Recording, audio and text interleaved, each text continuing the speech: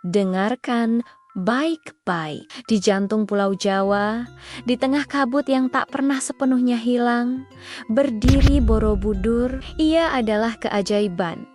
Namun setiap batu yang tersusun menyimpan desahan napas dan rahasia kuno yang kelam. Inilah kisah tentang Sri Maharaja Samaratungga, Raja kelima Kerajaan Medang dari Wangsa Shailendra, seorang penguasa yang memilih membangun monumen suci di atas segala hal, namun justru mewariskan tahta yang turkobik-kabik oleh intrik dan pertumpahan darah.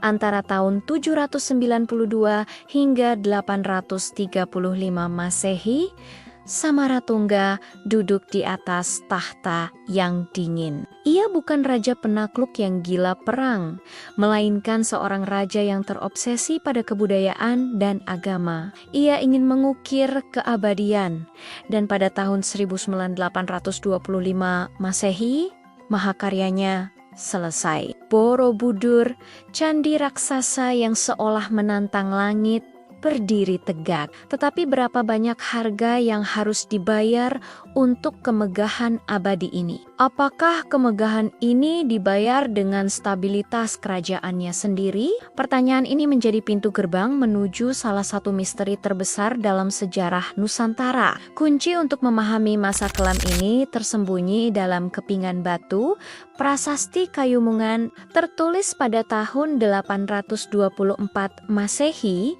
Hanya setahun sebelum Borobudur rampung, prasasti itu menyebut nama Samaratungga dan putrinya yang terkasih, Pramodia Wardani. Mereka berdua meresmikan sebuah tempat pemujaan yang suci. Banyak sejarawan menduga keras, tempat itu adalah Candi Borobudur itu sendiri. Momen peresmian yang seharusnya penuh sukacita ini justru menyimpan bane-bane konflik. Di dalam prasasti yang sama, muncul sebuah nama lain, nama yang kemudian memicu perdebatan sengit yang menghantui para ahli hingga hari ini.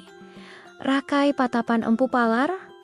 Siapakah Empu Palar ini? Apakah ia sekutu atau musuh? Jawabannya terpecah menjadi dua teori yang saling bertentangan. Sejarawan legendaris De Kasparis percaya bahwa Empu Palar adalah seorang bawahan yang penuh ambisi, seorang pejabat yang haus kekuasaan, yang di kemudian hari bangkit dan memakai gelar Maharaja Rakai Garung, sang penantang takhta. Teori ini menyiratkan adanya keretakan besar di dalam struktur kerajaan, sebuah ancaman laten yang tumbuh subur dalam bayangan kekuasaan Samaratungga yang fokus pada pembangunan candi. Bayangkan, sementara sang raja sibuk mengukir dharma di atas batu, di bawah singgasananya sebuah konspirasi mulai terbentuk. Namun sejarawan lain, Slamet Mulyana, menolak keras pandangan ini. Ia menawarkan interpretasi yang berbeda yang justru membuat ceritanya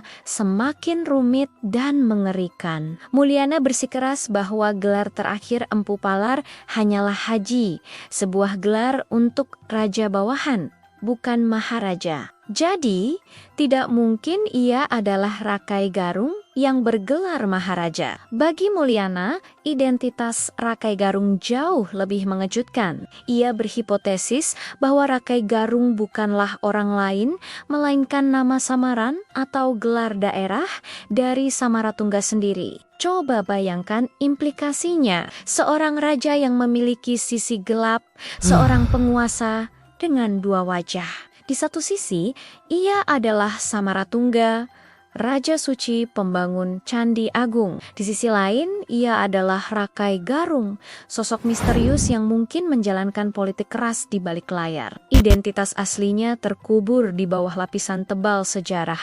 meninggalkan kita dengan teka-teki tentang siapa sebenarnya penguasa Wangsa Shailendra ini.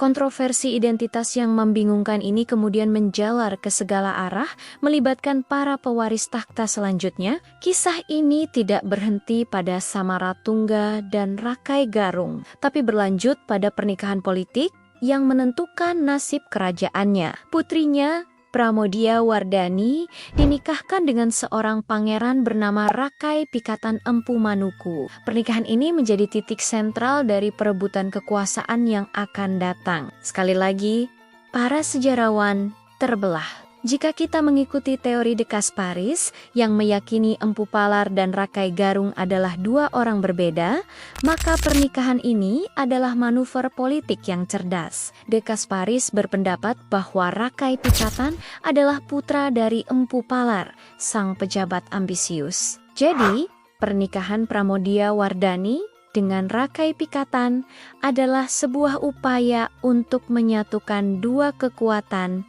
yang berseteru. Sebuah aliansi untuk meredam konflik dan menjaga keutuhan tahta. Tetapi Slamet Mulyana kembali membantah dengan tegas. Ia menunjukkan data bahwa anak-anak Empu Palar semuanya perempuan, sehingga tidak mungkin Rakai Pikatan adalah putranya. Bagi Mulyana, pernikahan ini adalah pernikahan biasa antar bangsawan. Namun akibatnya tetap sama. Pernikahan ini menentukan nasib kekuasaan Wangsa Shailendra. Yang pasti, persatuan antara Pramodia Wardani dan Rakai Pikatan menciptakan sebuah poros kekuatan baru yang akan segera diuji oleh api pemberontakan. Dan di tengah pusaran intrik inilah muncul sebuah nama yang paling terkenal dalam konflik ini. Balaputradewa. Namanya tertulis dengan jelas dalam prasasti Nalanda, sebuah prasasti yang ditemukan ribuan kilometer jauhnya di India. Dalam prasasti itu, ia disebut sebagai cucu dari seorang raja Jawa dan putra dari Samaragrawira. Disinilah letak teka-teki berikutnya yang menghubungkan Balaputradewa dengan Samaratungga dalam sebuah jaringan darah dan pengkhianatan. De Kasparis menyamakan Samaragrawira, ayah Balaputradewa, dengan Samaratungga sendiri. Ini menyiratkan bahwa Balaputradewa adalah putra dari Samaratungga. Jika ini benar, maka setelah Samaratungga mangkat, perang saudara yang mengerikan tak terhindarkan. Perebutan tahta yang berdarah antara dua pewaris. Balaputradewa, sang putra raja, melawan Rakai Pikatan, suami dari Pramodia Wardani, sang putri raja. Siapa yang lebih berhak, sang pangeran atau sang menantu yang didukung permaisuri? Menurut narasi ini, Balaputradewa kalah telak. Ia diusir dari tanah kelahirannya, dipaksa menyingkir melintasi lautan, dan akhirnya membangun kembali kekuasaannya sebagai maharaja di Suwarnadwipa atau Sumatera, mendirikan kejayaan baru bagi Sriwijaya. Sebuah akhir yang tragis bagi seorang pangeran Jawa, perang saudara. Darah yang mungkin tumpah di Tanggi Tengga Suci Borobudur yang baru saja selesai dibangun. Ini adalah sebuah narasi mengerikan tentang bagaimana persatuan sebuah keluarga kerajaan dihancurkan oleh ambisi buta akan kekuasaan, sebuah ironi yang menyakitkan. Candi yang dibangun untuk mencapai pencerahan justru menjadi saksi bisu dari kegelapan hati manusia. Namun, Slamet Mulyana sekali lagi menawarkan versi yang sedikit berbeda, tetapi sama-sama tragisnya. Menurut Mulyana, Samaragrawira bukanlah Samaratungga. Samaragrawira adalah ayah dari dua orang putra, Samaratungga sebagai putra sulung dan Balaputradewa sebagai putra bungsu. Dalam skenario ini, Balaputradewa sebagai adik secara hukum adat tidak memiliki hak atas tahta Jawa yang sudah diwarisi oleh kakaknya Samaratungga dan kemudian putrinya Pramodia Wardani. Jadi, kepergiannya ke Sumatera bukanlah karena kekalahan dalam perang saudara, melainkan karena takdir garis darah. Ia pergi untuk mengklaim warisan dari pihak ibunya di Sriwijaya. Meskipun versi ini tidak melibatkan perang besar, aroma pengkhianatan dan kehancuran ikatan keluarga tetap terasa sangat kental. Ada perpecahan, ada perebutan hak, dan ada keluarga yang terpisah selamanya oleh lautan dan ambisi. Pada Akarnia, masa pemerintahan Samaratungga, sang pembangun agung, berakhir dalam kebisuan yang sangat mencurigakan. Tidak ada catatan yang jelas tentang kematiannya. Prasasti Kayumungan membuktikan ia masih hidup dan bertahta pada tahun 824 Masehi. Namun, 18 tahun kemudian, ketika Prasasti Kahulunan dikeluarkan pada tahun 1942 Masehi, namanya telah lenyap sepenuhnya dari catatan sejarah. Yang muncul justru adalah gelar Sri Kahulunan, seorang figur perempuan yang menafkahi pemeliharaan Candi Borobudur. Siapakah Sri Kahulunan ini? Apakah ia adalah permaisuri Samaratungga, ibu suri yang dingin dan berkuasa di balik layar? Ataukah ia adalah Pramodya Wardhani sendiri yang kini telah naik tahta sebagai permaisuri yang berkuasa penuh bersama suaminya, Rakai Pikatan?